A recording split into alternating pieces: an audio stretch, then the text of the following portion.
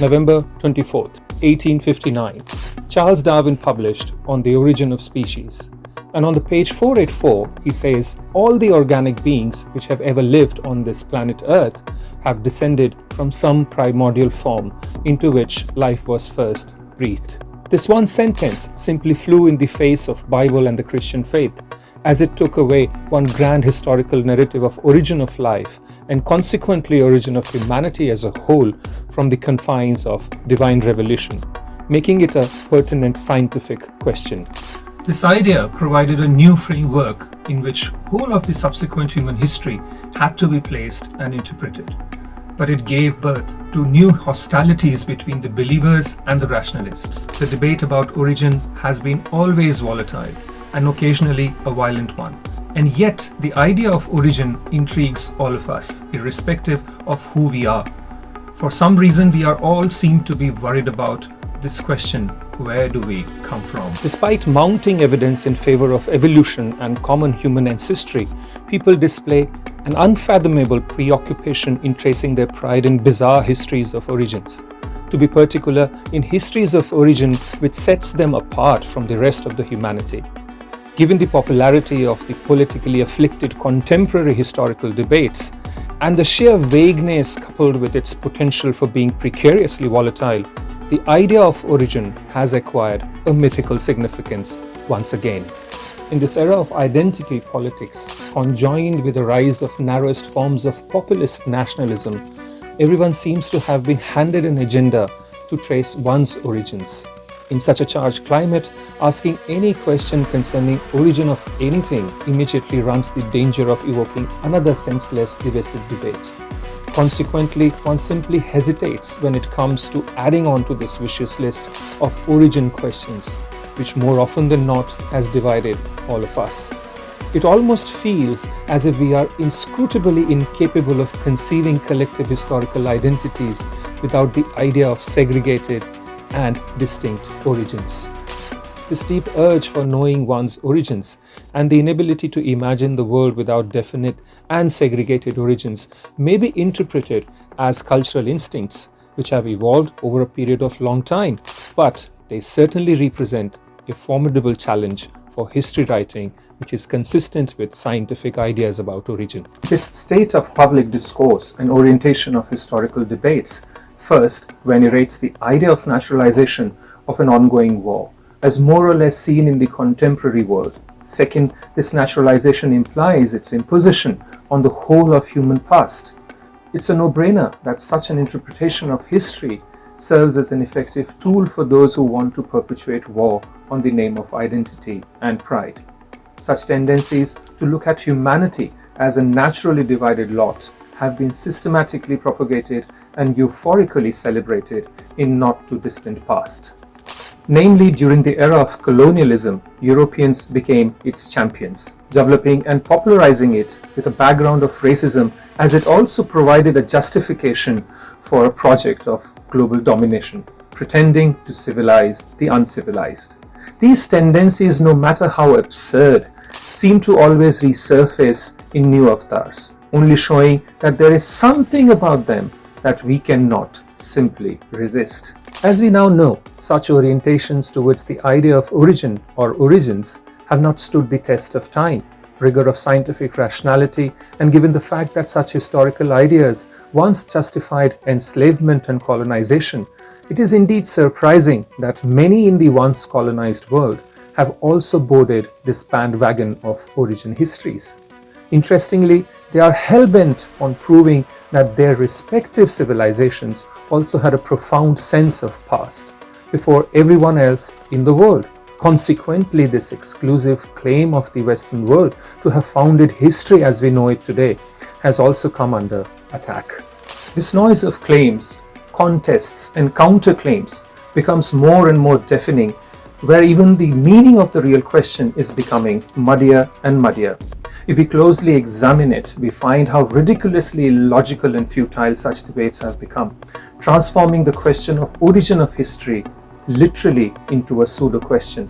I truly believe that a real story of history trying to locate its origin to begin with must not fall for such nonsense blabbering, When we actually probe deeper into the real question of origins of anything, let alone history, in a scientific manner, we immediately realize that it can never be fully answered in the narrow lanes of the civilizational framework popular among the colonizers and their worshippers.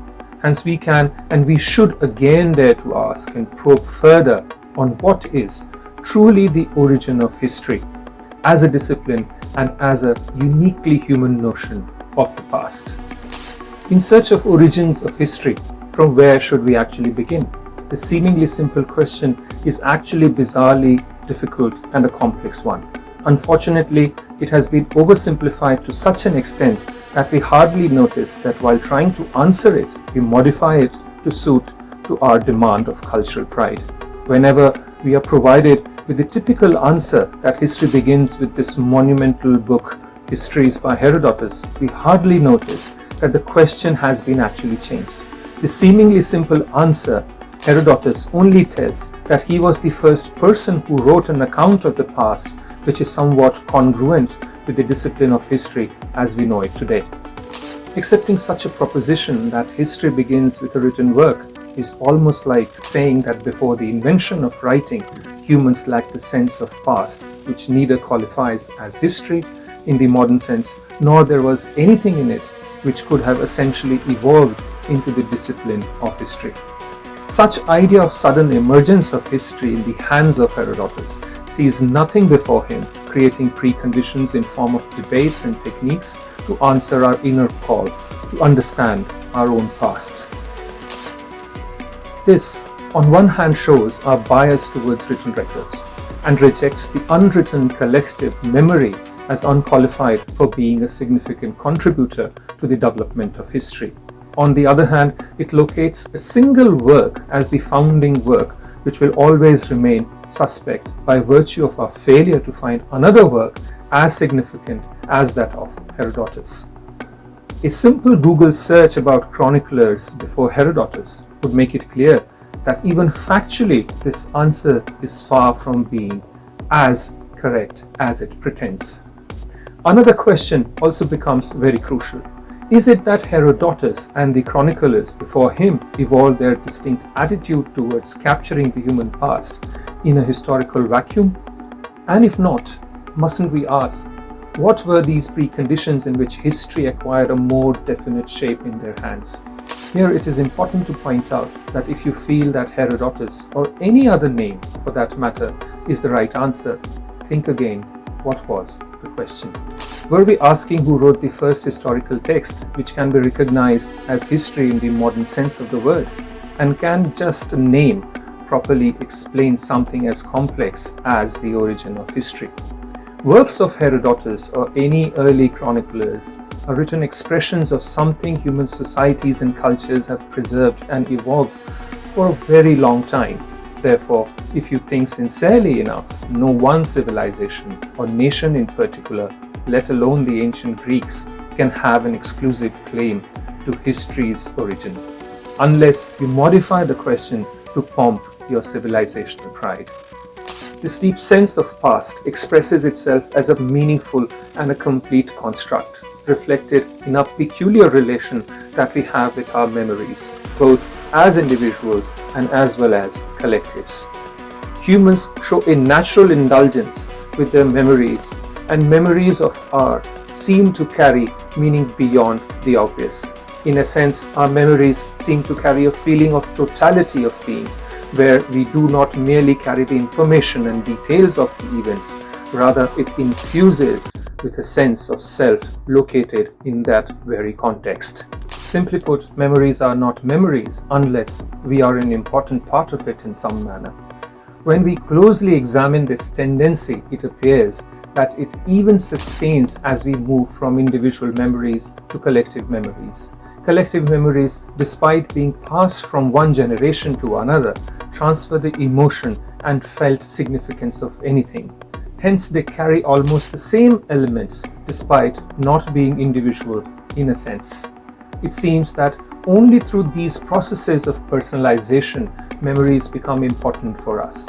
This also explains why our memories project narratives with strong emotional or sentimental import. which makes the memories real and meaningful for us, and sometimes, interestingly, more real than what immediate reality may present. This peculiar characteristic of our relationship with our memories also explains to a great extent why, as a species, we care so much about our past, and why sometimes it can also become a dangerous obsession. It is well established that there exists an element of continuity which flows from our individual memories to collective memory, which defines us as families, communities, and nations. Interestingly, this continuity between the individual and the collective finds its first expression not in history, rather in its initial stages. It's first codified in the myths and the literature in particular. It appears in that, till the present day, we unconsciously project these tendencies driven from myth and literature on our understanding of the past and how we construct our histories. In a way, this also explains why we cannot get rid of the way we think of origins through the present day. To our surprise, as we move along in this inquiry, we will find that this common source of history, based on this peculiar relation which we have with our memories, is also at the root of glaring contradictions we face in the contemporary world, namely between the history and the collective memory. It is indeed in this universally human realm of memory we can find the true origins of history, which can never be fully grasped under the tutelage of sectarian approaches. Therefore, in order to locate its true origins, we need to probe deeper into our uniquely human relation that we have with our own past, as it is always mediated with some form of memory. We need to explore whether there exists a direct relation between the process of how we make our memories and what we make out of them when we try to shape them into history. Today, many discoveries in the realm of psychology, cognitive science, brain research, genetics, and anthropology seem to uncover this relation and explain the origins and the peculiar path it took in its development, finally culminating into the monumental works like Histories by Herodotus. I truly believe that we should consider the prospect of such an approach towards all debates on origins on rational grounds, and get rid of obscene nonsense that goes on the name of origins, civilization, and historical pride. If we are really serious about finding out the origins of anything, then it must be sought in the prehistory, both in material as well as spiritual sense. And in this regard, history cannot be an exception. We must be reminded through the struggles of Darwin and other champions of scientific and naturalistic thinking that asking such questions of origins scientifically is distasteful for the sectarians. In the next episode of this series, we are going to investigate this uniquely human and universal prehistory of history, tracing it to the very core of our memories, exploring why they are so close to us and how they define who we are.